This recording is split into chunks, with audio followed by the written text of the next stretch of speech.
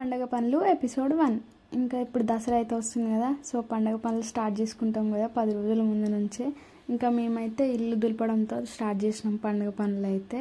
Next పిండి పట్టియడము, ఇంకా shopping అవన్నీ చేస్తాం కదా. సో ఫస్ట్ అయితే ఇంకా ఇల్లు దులపడంతో స్టార్ట్ చేసినాము. మా ఆయనకి ఇంకా పని చేస్తే పాట కావాలని సాంగ్స్ అయితే పెట్టుకున్నారు. 50 వాల్యూమ్ అయితే 50లో పెట్టుకొని అయితే స్టార్ట్ చేసిర్రు.